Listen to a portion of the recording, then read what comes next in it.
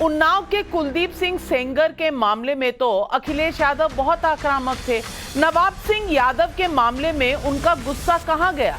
केतन का आगरा से सवाल है, आप बंगाल पर चुप थे, यूपी पर चुप हैं, क्या इंडिया गठबंधन को उसकी ये कमियां नहीं दिखती?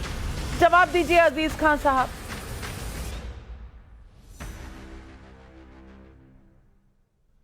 देखिए नाविका जी, यही अफसोस होता है कि समझने का फेर है। उत्तर प्रदेश में एनसीआरबी का आंकड़ा है कि 3690 रेप हुए हैं एक साल में। पर डे 11 रेप हो रहा है। उत्तर प्रदेश की सरकार किस तरह विफल है और महिलाओं पर किस तरह अत्याचार हो रहा है, रेप हो रहे हैं, मेरे ख्याल से पूरा दुनिया देख रहा है, पूरा देश देख रहा है। सिर्फ दावे बड़े बड़े हैं। आप नवाब सिंह को कह रहे हैं, हम लोग लगातार मांग कर रहे हैं नवाब सिंह को आप सजा दीजिए। आप नवाब सिंह को उठा करके थोप रहे समाजवादी पार्टी पे। अभी रोहन जी कह रहे थे, लगातार इनको मैं मॉनिटर कर रहा हूं कि साहब महिलाओं पे सवाल नहीं उठा रहे हैं, कलकत्ता नहीं जा रहे। मैं कह रहा हूं आप तो महिलाओं पे सिर्फ राजनीति कर रहे हैं। आपने महिलाओं के लिए कुछ नहीं किया। तमाम महिलाएं राजनीति नहीं कर रहे हैं अजीज खान साहब, चाहे वो मणिपुर, अजीज खान साहब आप राजनीति नहीं कर रहे। आपने डेटा सुनाया कि सबसे ज्यादा रेप उत्तर प्रदेश में है। कन्विक्शन रेट भी बता देते, सबसे हाईएस्ट उत्तर प्रदेश में है। उत्तर प्रदेश की अगर आबादी ज्यादा है तो नंबर भी ज्यादा होगा। और आपका वाक्य, आपने जो वाक्य किया, ये फेर है, ये आप फेर कर रहे हैं। अजीज खान साहब, बहुत अदब से आपको कहूंगी, समझने का फेर। महिलाओं के मुद्दे में, महिलाओं के साथ इस तरह के बर्ताव में आप समझने की फेर की बात कर रहे हैं। किसी महिला के साथ जब इस तरह का कोई वाक्या होता है, आप जानते हैं महिला के ऊपर क्या बीतती है, उसके घर वालों के ऊपर क्या बीतती है। और नवाब सिंह यादव एक नाबालिग बच्ची के साथ अगर उनका ये आरोप है, तो आप जानते हैं उस बच्ची की मनोस्थिति क्या होगी, उसके माता पिता की, उसके परिवार की मनोस्थिति क्या होगी। आप कह रहे हैं ये समझने का फेर है? एक महिला का मुद्दा सिर्फ समझ का फेर है? अब नाविका जी, नाविका जी जब बोलने ही नहीं देंगी, कंप्लीट ही नहीं करने देंगी, तो बात क्या, डिबेट का क्या मतलब रह गया? मैं बीजेपी से गुजारिश करता हूं, मांग करता हूं कि महिलाओं पर राजनीति ना करें।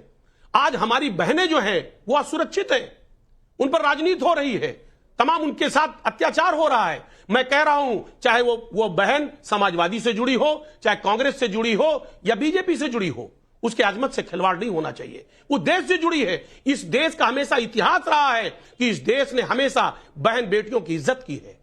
समाजवादी पार्टी उस विचारधारा की है।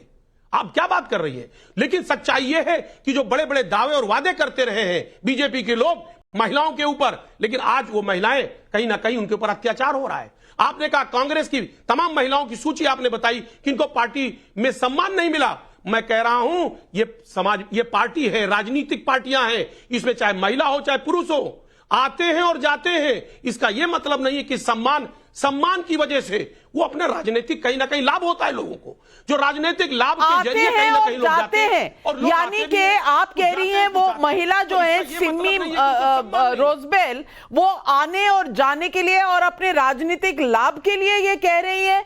मैं मान नहीं सकती कि ये सारी महिलाओं पर आप यही सवाल उठा रहे हैं, चाहे प्रियंका चतुर्वेदी हो, चाहे राधिका खेड़ा हो, चाहे अंकिता दत्ता हो, चाहे सिमी रोजबेल हो, हर्षवर्धन त्रिपाठी। क्या कोई ये कहकर निकल सकता है कि ये महिलाएं जो है ये राजनीतिक लाभ के लिए इस तरह की बातें उठा रही हैं? क्या इन्वेस्टिगेशन के बिना ये कहना क्या जरूरी है किसी के लिए, या कोई कहने की कोशिश भी कर सकता है? सबसे बड़ा संकट यही है, और मैं उम्मीद कर रहा था कि इस तरह की चर्चा में, और मैंने शुरू में ही कहा कोई पार्टी पाक साफ नहीं है, लेकिन कैसा व्यवहार है ये अजीज खान ने अपनी बात से साबित कर दिया। वो कह रहे थे कि उनको बोलने नहीं दिया जा रहा है, और जब बोलने का अवसर मिला तो वो ऐसा बोल गए जिसको अब शायद वो भी सोच रहे होंगे, अफसोस कर रहे होंगे। और मैं तो कम से कम मानता हूं कि अजीज खान संवेदनशील व्यक्ति हैं, उनको माफी मांगनी चाहिए कि इस तरह से महिलाओं पर यह टिप्पणी की वो राजनीति के लिए कर रही। और मैं फिर कह रहा हूं, किसी भी राज्य में हत्या, दुष्कर्म, चोरी, डकैती एकदम से खत्म हो जाए, यह आदर्श स्थिति होगी। ईश्वर करे किसी दिन ऐसा हो, लेकिन कम से कम अगर नहीं रोक पा रहे हैं तो उसके बाद कड़ी से कड़ी सजा हो, तुरंत एक्शन होता हुआ दिखे, जो शासक की कुर्सी पर बैठा हुआ है वो न्याय करे, जो विपक्ष में बैठा हुआ है वो न्याय के साथ खड़ा हो। अजीत खान कह रहे हैं कि हम कह रहे हैं महिलाओं के मुद्दे पर राजनीति नहीं हो।